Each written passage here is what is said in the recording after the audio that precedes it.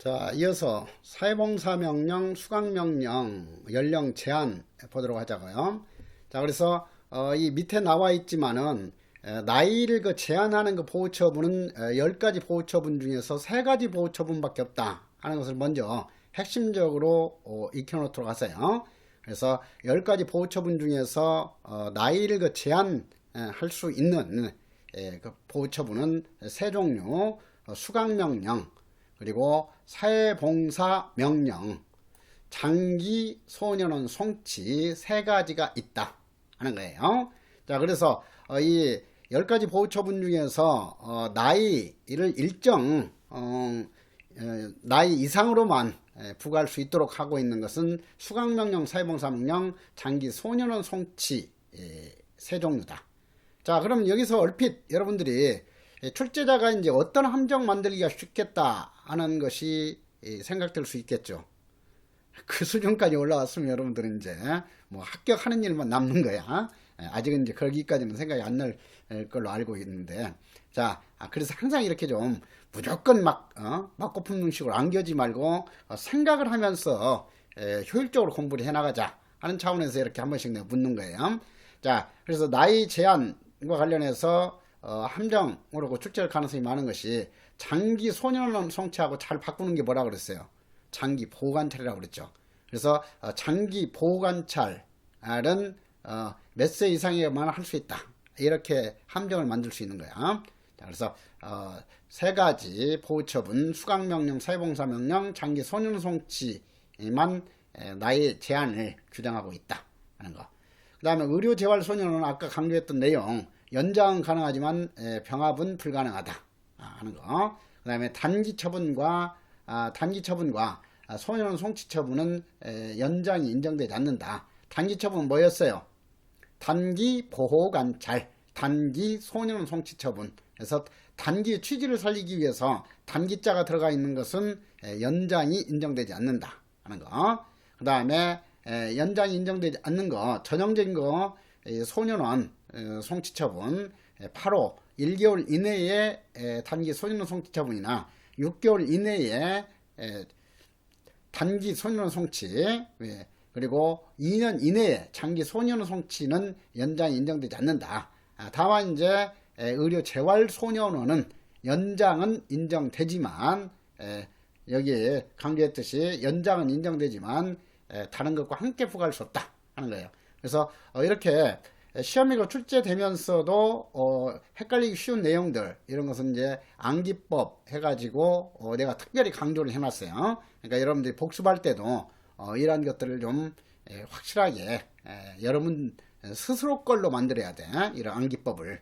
그래서 뭐 암기 문장은 기억나는데 그 시험장 들어가가지고 내용이 뭐지? 이렇게 헷갈리면 안 돼. 그렇기 때문에 그 암기법으로 공부할 때는 항상 그 내용을 확실하게 이해할 수 있도록 이렇게 해야 된다. 순간적으로 시험장 들어가서 헷갈리지 않도록 그렇게 대비를 해나가도록 해야 된다 하는 거예요. 자, 사회봉사명령하고 수강명령하고 장기 소년원 송치처분은 연령 제한이 있는데, 그러면 연령을 똑같이 몇 세 이상으로 하고 있느냐. 자, 그것도 구분해야 할 내용이겠죠. 자, 여기 보시죠.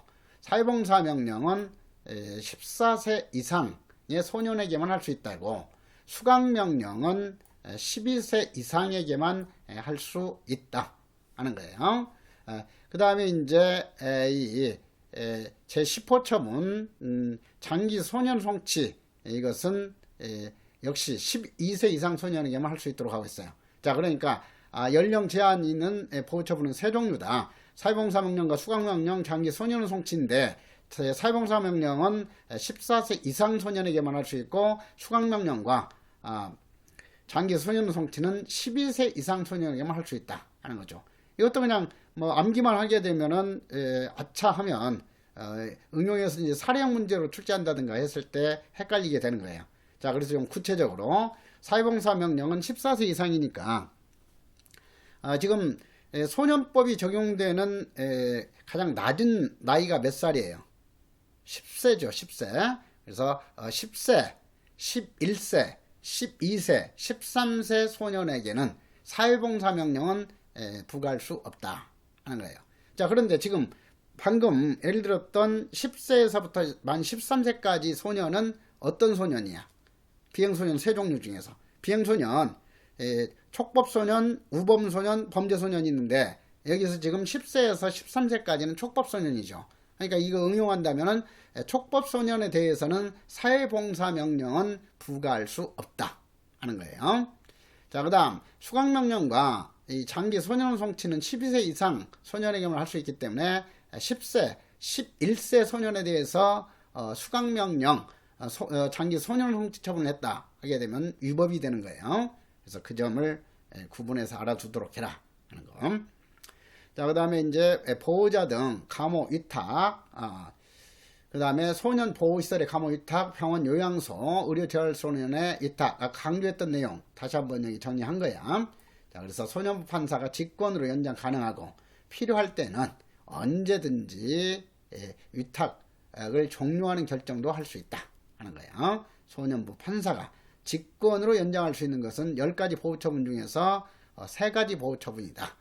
1호 보호자에게 감호위탁 처분, 그 다음에 6호 소년 보호시설의 감호위탁 처분, 7호 의료재활소년의 위탁, 이것은 소년부 판사가 직권으로도 연장이 가능하다 하는 거예요. 그리고 아까 직권으로 연장 가능하지 않는 걸로 또 주의할 것은 뭐였어요? 특별히 장기 보호관찰이었잖아. 장기 보호관찰은 어때요? 여러분들만이 연장 신청할 수 있다 했어요. 그래서 보호관찰관의 신청에 따라서 1차에 한해서 1년 연장 가능하도록 규정하고 있는 것은 장기 보호관찰이다. 단기 보호관찰은 보호관찰관님의 신청이 있다 하더라도 연장을 허용하지 않고 있다 하는 거예요. 그래서 이렇게 관련된 내용이 시험에서는 그냥 그대로 법 조문을 인용해가지고 그대로 출제할 가능성은 그렇게 많지가 않아요.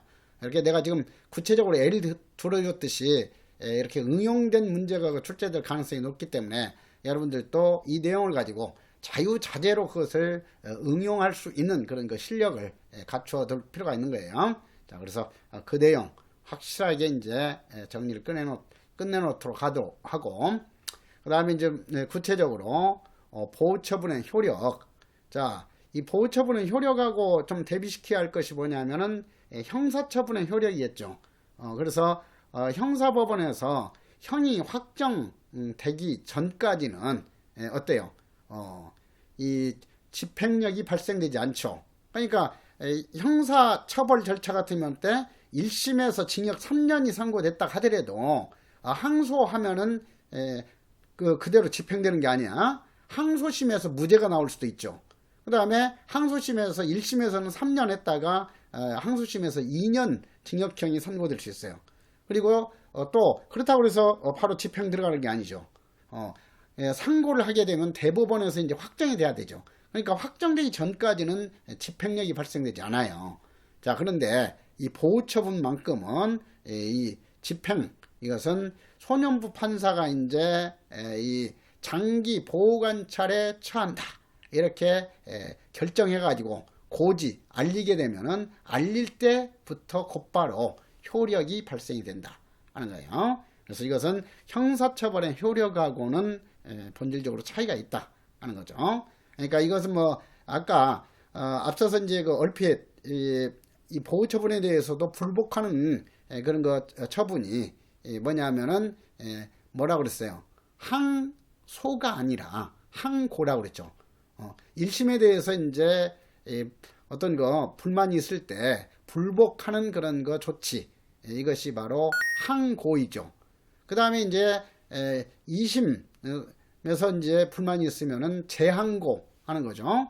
그러니까 재항고에서 확정될 때까지 기다려가지고 효력이 발생되는 것이 아니라 이 보호처분만큼은 1심에서 보호처분이 결정돼가지고 그 대상 소년과 보호자에게 알린 그때부터 곧바로 효력이 발생이 된다 하는 거예요. 자, 그래서 그 점을 이렇게 좀 강조해서 설명을 해놨어요. 형사 판결과는 달리 확정을 기다리지 않고 집행이 가능하다 하는 거. 그리고 이것도 시험에 출제 잘 되는 내용이요. 항고시에도 이 보호처분의 효력은 정지되지 않고 그대로 진행이 되는 거예요. 그러니까 예를 들면은 이 사회봉사 명령 100시간에 처한다 이렇게 하게 되면 항고했다고 해서 30시간 하다가 그냥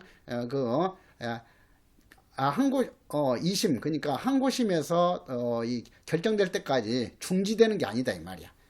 사회봉사 명령 30시간 했으면 뭐 31시간 계속 이렇게 진행하는 거야. 항고했을 때도. 그러니까 이제 뭐 단기 보호관찰 처분에 처한다 했으면은 이 항고했을 때도 이 보호관찰 기간 1년은 계속해서 이렇게 집행 들어간다 하는 거예요. 자, 그래서 항고 시에는 집행이 정지되지 않는다 하는 거. 근데 이 형사처벌 절차 같으면 아예 그 1심에서 형이 선고됐다가 하더라도 그래서 선고와 확정을 항상 구분해야 돼. 형사 절차에 있어서는 선고됐다가 하더라도 어때요? 집행 들어가는 건 아니라고 그랬지. 그러니까 당연히 항소하게 되면은 집행이 되질 않아요. 집행은 항소했을 때도 그대로 정지되어 있는 거지.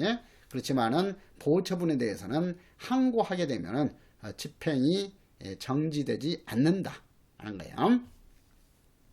그다음에 일사부재리 원칙에 대해서도 앞에서 설명이 됐죠. 일사부재리 효력 발생 공소를 다시 제기하거나 소년부 송치할 수도 없다 하는 거야. 공소 제기 이것은 다른 말로 말하면 형사처벌을 해달라고 검사가 형사법원에 이렇게 기소할 수 없다 하는 거야. 그러니까 보호처분 받은 사람에 대해서는 또다시 보호처분할 수도 없고 소년부에 송치할 수도 없고 그 다음에 형사처벌을 위해서 공소 제기할 수도 없다 하는 거예요. 다만 애죠. 보호처분 당시 19세 이상인 것이 밝혀져 가지고 취소하게 되면 당연히 19세가 된 그런 사람에 대해서 소년부에서 보호처분 결정했다 하면 위법이죠. 그렇잖아? 왜? 소년법이 적용될 수 있는 연령은 만 18세까지라고 그랬어. 그러니까 19세부터는 소년법이 적용되지 않는 거예요. 그런데 이제 이 심판 절차에서 잘못 판단해 가지고 이미 19세가 됐는데도 불구하고 소년부 판사가 뭐 소년원 송치 결정을 내렸다든가 하게 되면 당연히 19세가 넘은 사람에게 이 처분할 때 19세가 된 사람에게 이렇게 그 보호처분을 내렸기 때문에 그것은 요건 위반으로서 위법한 조치죠. 그러니까 그것은 당연히 취소시켜야 되는 거야. 자, 그래서 이 경우에 19세 이상인 것으로 밝혀진 경우, 밝혀져서 취소한 경우에는 당연히 이제 이때는 다시 공소 제기할 수도 있고 한다는 것은 당연할 거예요. 자, 그래서 그저 말아두고 그다음에 이제 뭐 좀 세부적으로 이 판례까지도 뭐 시험에는 그 출제될 내용이에요. 그러니까 이것도 한번 이해를 해둘 필요는 있죠. 그래서 보호처분 받은 사건과 동일한 사건에 대해서 다시 소송 제기가 되었으면, 다른 말로 말하면 검사가 보호처분 받은 소년을 또다시 공소 제기했으면, 기소했으면 동조의 보호처분은 확정 판결이 아니고 따라서 기판력이 없기 때문에 이에 대해서 면소 판결을 할 것이 아니라, 여기에 있어서 이제 이 공소 제기의 그 절차가 법률의 그 규정에 위배돼 무효인때에 해당하기 때문에 공소 기각 판결을 해야 된다. 자, 여기에서 이제 뭐 연수 판결하고 공소 기각 판결의 내용, 특징 이런 것까지는 여러분들이 알 필요가 없어요. 이런 것은 그냥 지금 여러분들은 지금 형사소송법이 이제 이전에는 형사소송법을 공부했었지만 지금 24년부터는 형사소송법 빠지고 지금 형사정책 개론이 필수 과목으로 됐잖아요. 그러니까 이런 것은 이제 형사소송법 공부했을 때 같으면 내가 좀 설명을 해줄 건데 여기서는 내용이 더 복잡해질 수 있으니까 그냥 이것은 암기식으로 기억하도록 하세요. 그리고 이것은 지금 첫 번째 시험이라든가 이때는 그 출제할 가능성이 그렇게 높지 않고 다만 이제 7급 대비생은 금년에도 출제가 될 수 있으니까 좀 기억할 필요가 있죠. 자, 그래서 면수 판결하는 게 아니라 또다시 공소 제기된 경우는 공소 기각의 판결을 해야 된다. 그러니까 공소 기각의 판결은 어디서 하는 거야? 당연히 소년부 법원에서 하는 게 아니라 형사처벌 해달라고 이제 그 사건이 관할이 되는 것은, 담당되는 것은 형사법원이잖아요. 그러니까 형사법원에서 공소기관 판결을 해야 된다 하는 거예요. 그리고 여기서 또 형사법원이라는 것을 알 수 있는 것은, 자, 눈치 파는 사람은 벌써 알았잖아. 판결이죠. 자, 이 소년부에서는 보호처분은 결정이라고 하지 판결이라고 하는 게 아니라고 그랬어요. 그래서 이것도 앞에도 내가 기초적으로 설명했지만은 재판의 종류는 판결과 결정과 명령으로 이렇게 나눌 수가 있는데, 보호처분, 이것은 결정으로서 고지가 되는 것이고, 그 다음에 이 형사처벌, 형벌은 판결로서 선고가 되는 것이다. 그런 점은 좀 기본적으로 구분해서 알아두라고 그랬어요. 자, 그래서 이 19세 이상인 경우 19세가 넘어가지고 그것이 나중에 발견돼 가지고 보호처분을 취소한 경우에는 다시 공소를 제기하거나 소년부에 송치할 수 있다. 소년부에 송치할 수 없다 하는 거. 자, 그래서 보호처분을 받은 소년에 대해서는 그 심리가 결정된 사건은 다시 공소를 제기하거나 소년부에 송치할 수 없다 하는 거. 자, 이것은 지금 내가 여기 순간적으로 지금 19세 된 사람에 대해서는 공소 제기할 수 있다고 그랬어. 아까 방금 설명했을 때. 근데 19세가 되지 않아가지고 취소된 경우에는 일사부재리 효력이 원칙적으로 적용이 돼야 되기 때문에 만 18세까지의 보호소년에 대해서 보호처분이 취소된 경우에도 또다시 이렇게 공소를 제기하거나 소년부에 송치할 수가 없어요. 자, 그러나 19세 이상이기 때문에 19세 이상인 것이 밝혀진 경우를 제외하고는 이렇게 했는데, 그 뜻을 좀 확실히 이해할 필요가 있다고 해요. 자, 그래서 19세 이상인 것으로 밝혀진 경우를 제외하고는 또다시 공소를 제기하거나 기소할 수 없다 이렇게 했으니까, 반대 해석하면은 19세 이상인 것으로 밝혀져 가지고 보호처분을 취소한 경우에는 공소를 제기할 수는 있다 하는 거야. 소년부 송치할 수는 없어요. 19세 이상이니까. 자, 그래서 그 점까지 확실히 그렇게 이해를 하고, 그 다음에 이제 판결이나 결정이 내려졌을 때 확실하게 그 효력이 발생이 돼가지고 더 이상 변경시킬 수 없다는 것이 기판력이에요. 자, 그래서 일정한 경우를 제외하고는 보호처분은 변경할 수가 없다. 그런데 아까 직권으로 변경할 수 있는 것이 예외적으로 세 가지가 있었죠. 제1호 처분, 보호자에게 감호 위탁 처분, 6호 처분, 소년 보호시설의 감호 위탁 처분, 7호 처분, 병원 요양소 또는 의료 재활 소년원의 위탁 처분. 그 경우에는 소년부 판사가 직권으로 연장할 수 있다 했어요. 자, 그 연장도 일종의 변경이에요. 그래서 이 원칙적으로는 보호처분이 한번 그 결정이 되게 되면은 법률에 특별한 규정이 없는 한 보호처분을 변경할 수는 없다 하는 거. 그렇지만 예외적으로 이렇게 이 기간을 연장해서 변경하거나 하는 경우는 특별 규정이 있는 경우에는 해당이 된다 하는 거예요. 자, 그 다음 이 보호처분의 효력 지금 공부하고 있어요. 보호처분이 결정이 됐을 때 소년의 장래 신상에 어떠한 영향도 미치지 않는다 하는 거야. 자, 이것은 뭐하고 헷갈리도록 출제하겠어요? 형사처분이죠. 형사처분은 원칙적으로 이 소년일지라도 형사처분이 내려지면 전과 기록이 남게 되죠. 빨간 줄이 남게 되는 거야. 그러니까 이 소년에 대해서 형사처분과 관련해서 소년의 장래 신상에 어떠한 영향도 미치지 않는다 하면은 함정이에요. 보호처분에 한해서만 소년의 장래 신상에 어떠한 영향도 미치지 않는다. 그래서 여러분들이 항상 이 소년법에서 헷갈리지 않도록 해야 되는 것은 뭐라고 그랬어요? 보호처분하고 형사처분을 헷갈려서는 안 된다. 보호처분하고 형사처분은 반드시 구분하면서 시험 문제 풀 때도 이건 보호처분에 관한 문제인지 형사처분과 관련된 문제인지를 구분하면서 문제를 풀도록 해라. 그래서 출제자들은 주로 보호처분하고 형사처분을 헷갈리도록 해가지고 함정을 유도할 것이다 하는 거예요. 자, 그래서 그 점 주의하고. 자, 그렇다면은 좀 세부적으로 원칙적으로는 이제 보호처분 한번 결정이 되면은 변경할 수 없다고 했는데 예외적으로 변경할 수 있는 사유가 뭐냐 하는 거예요. 그래서 소년법 37조의 처분의 변경에 대해서 규정을 하고 있죠. 자, 그래서 소년법 판사는 위탁받은 자나 보호처분 집행하는 자의 신청에 따라서, 자, 여기에서도 이제 중요한 것은 그 절차 규정이 좀 헷갈리기 쉬워요. 위탁받은 자, 소년법 판사는 위탁받은 자나 그 다음에 보호처분을 집행하는 자.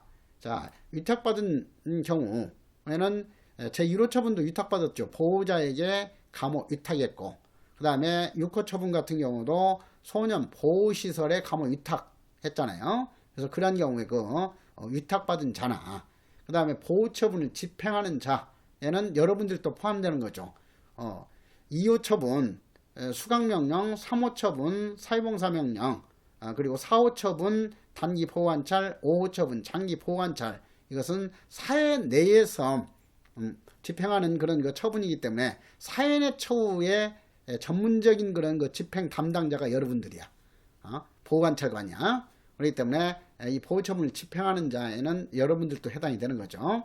그래서 소년법 판사는 위탁받은 자나 여러분들의 신청에 따라서 이 32조의 보호처분과 32조의 이의 부가처분도 변경할 수 있다. 아직 부가처분은 공부 안 했어요. 그래서 원칙적으로는 대상 보호처분을 받은 소년이나 보호자에게 보호자의 신청에 따라 하는 게 아니다. 처분의 그 변경은 여러분들이나 위탁받은 자의 신청에 따라서 하도록 하고 있다 하는 거예요. 다만 아까 강조한 내용이 이게 1호 처분, 1호 여러분들은 이제 이런 것들도 바로 1호 처분은 보호자의 감호 위탁 처분 이렇게 기억을 해야 되니까 밑에다가 이렇게 가로쳐 가지고 보호자에게 감호 위탁 처분 이렇게 할 필요가 있어요. 내가 법령집에서는 이런 작업까지 다 해놨어. 1호. 그 다음에 6호 처분. 이것은 이제 병원 요양소 소년 보호시설의 감호 위탁이죠. 6호. 아까 7호는 뭐였지? 병원 요양소 또는 의료 재활소년의 위탁 처분. 자, 그래서 아까 강조했던 내용이 37조 1항이에요.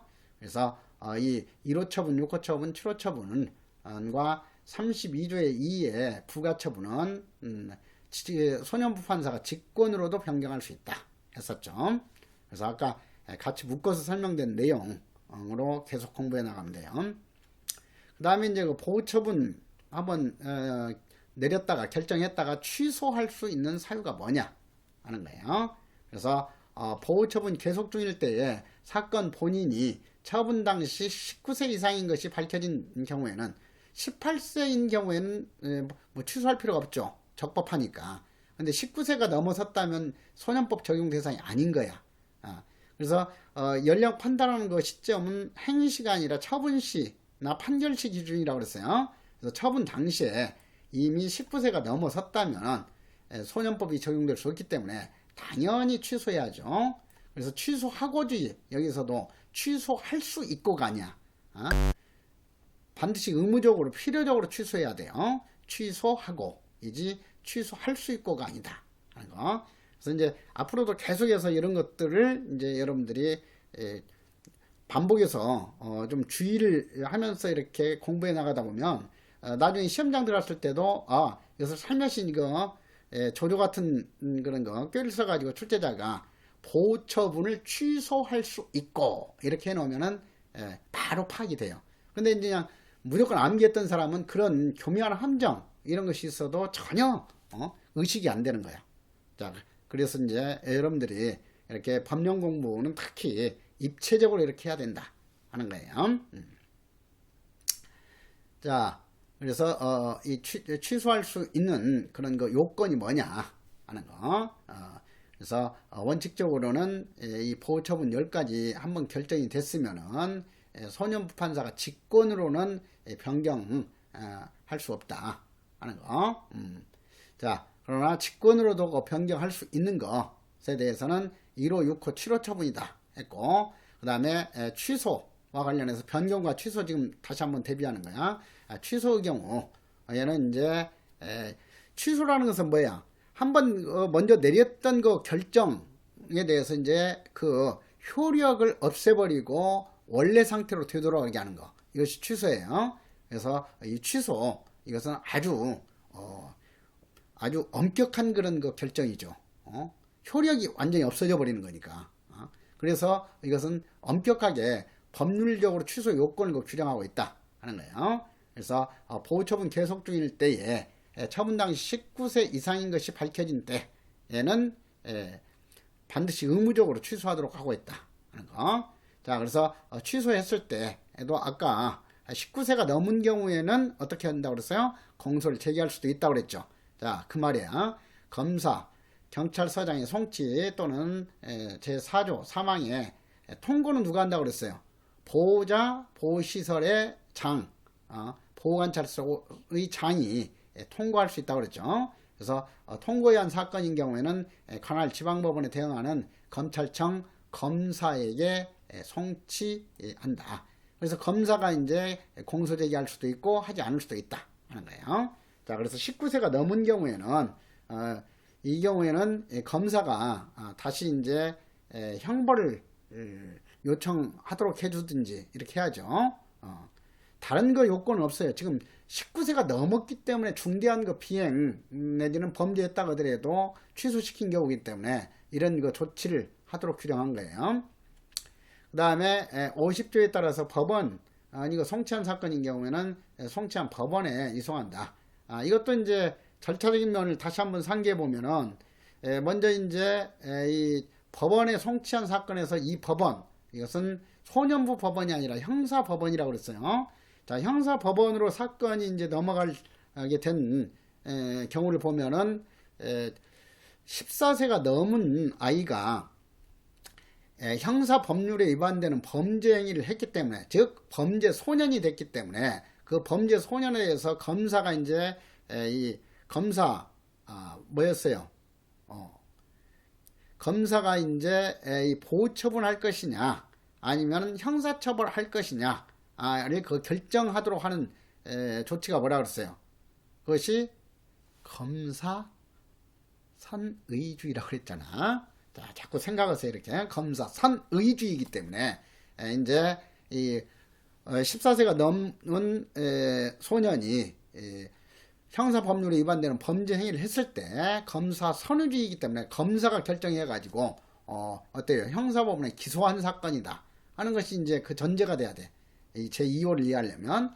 그래서 형사법원에 검사가 기소를 했는데 형사법원에서 심리를 하다 보니까 이것은 보호처분하기보다는, 아니 형사처벌하기보다는 보호처분하는 것이 더 적합하다 이렇게 판단이 되면은 형사처분 절차를 중단시키고 그 사건을 보호처분할 수 있는 법원인 소년부 법원으로 송치한다 그랬어요.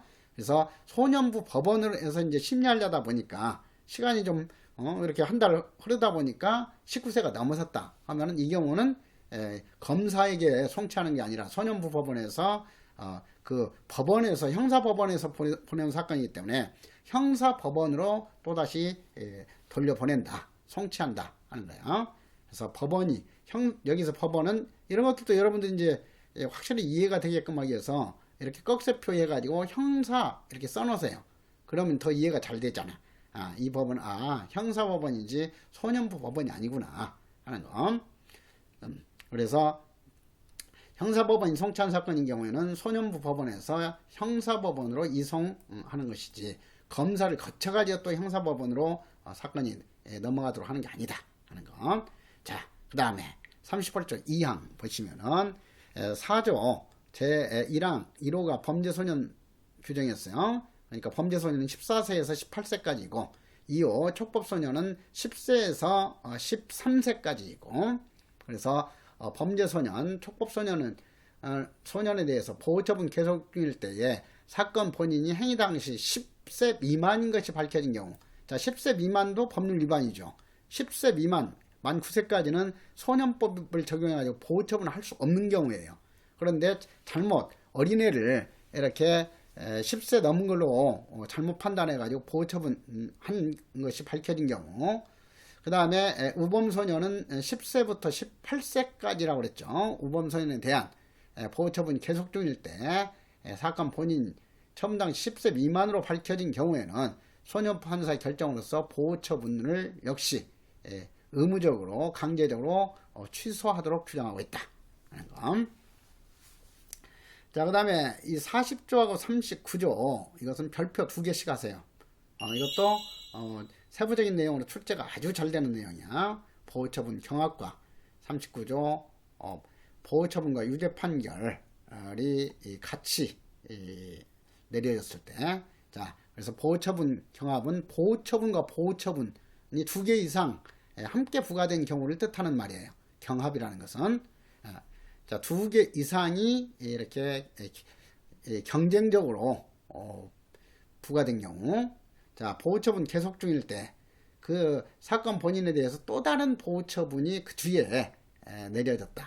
자, 그러면은 이 소년부 판사, 나중에 보호처분을 내린 소년부 판사는 그 이전에 보호처분을 한 소년부에 조회해가지고 둘 중에 어느 것이 더 적합한지 판단 내려가지고 둘 중에 어느 하나를 반드시 취소해야 한다 하는 거예요. 그래서 이런 경우도 법령집에 이렇게 해놨는데, 여기서는 여러분들이 이제 직접 하라고 해서 내가 이런 직접 이렇게 하는 노력이 있어야만이 쉽게 잊혀지지가 않고, 그러니까 하라고 해서 여백으로 남겨놨어요. 그러니까 여기다 가로 이렇게 해가지고 취소할 수 있다, X 이렇게 대비시켜 놓을 필요가 있어요.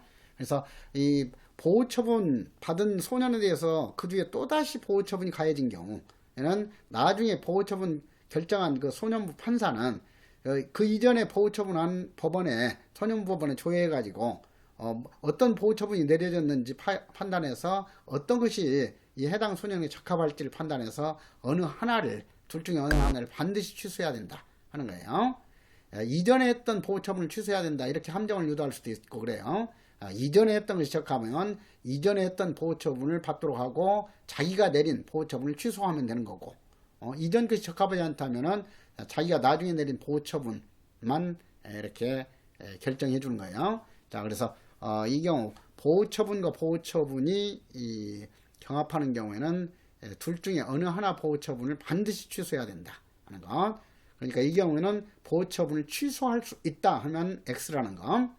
그 다음에 보호처분 받은 소년에 대해서 또다시 어떤 다른 하나의 사건 가지고 하는 거 아니야. 이것은 하나의 사건에 대해서는 보호처분하면은 또다시 유죄 판결 내릴 수 없다 그랬잖아요. 그렇죠? 근데 그 해당 소년이 10가지 그런 그 범죄 행위를 할 수도 있는 거야. 그래서 일부 이 범죄 행위에 대해서는 보호처분 내려줬는데 다른 또 중대한 뭐 사람을 이렇게 크게 상해를 가했다든가 이런 그 무거운 어떤 또 범죄 행위가 있어가지고 그것에 대해서 유죄 판결이 내려졌다 하는 거예요. 그 경우에 보호처분 계속 중일 때 사건 본인에 대해서 유죄 판결이 확정된 경우, 자, 유죄 판결의 경우에는 확정돼야만 집행 들어가니까 확정된 경우지 선고된 경우가 아니에요. 자, 이것도 이제 좀 아주 난도 높게 함정을 유도한다면 여기서 유죄 판결이 확정된 경우를 유죄 판결이 선고된 경우로 함정 유도할 수 있어요. 그러면 웬만큼 실력 있는 사람 아니면 다 틀려. 자, 그러니까 특히 그 7급생 같은 경우는 이 점까지도 좀 주의하도록 하세요. 그래서 보호처분 개정 중일 때 사건 본인에 대해서 유죄 판결인 경우에는 확정된 경우지 선고만 가지고는 효력이 발생될 수 없다고 그랬어요. 그래서 유죄 판결이 확정된 경우에는 보호처분을 한 소년부 판사는 보호처분은 아주 가벼운 그런 거 조치예요. 근데 아주 무거운 형벌이 내려졌다 하게 되면은 이 보호처분을 한 소년부 판사가, 형사법원 법관이 아니야, 보호처분을 한 소년부 판사가 그 처분, 보호처분을 할 필요가 없다고 인정하면은 결정으로서 보호처분을 취소할 수 있다예요. 그러니까 여기서는 가로치고 취소하여야 한다 X 이렇게 해놓으세요. 그래서 보호처분과 유죄 판결이 이렇게 함께 부과가 된 경우 소년부 판사는 보호처분을 취소할 수도 있고 취소하지 않을 수도 있다 하는 말이에요. 취소할 수 있다니까. 자, 그래서 39조와 40조 이것은 헷갈리기 쉽기 때문에 시험에서도 출제 빈도가 계속 높을 거예요. 그래서 여기서 보호처분과 관련해서 내년 시험 9급 시험으로서 첫 해에 두 문제가 출제가 된다면 이 내용도 출제될 가능성이 매우 높아요. 자, 그렇게 이해하시고. 그 다음에 이제 보호처분 그 결정의 집행. 자, 형벌 같으면은 당연히 검사의 주의를 받아가지고 교도소나 소년 교도소에서 집행하겠죠. 그런데 보호처분의 경우에는 검사가 주의하는 것이 아니라 직권주의이기 때문에 소년부 판사, 소년법원에서 직접 주의한다 하는 거예요. 그래서 그 점까지 이해를 해놓도록 하자고요.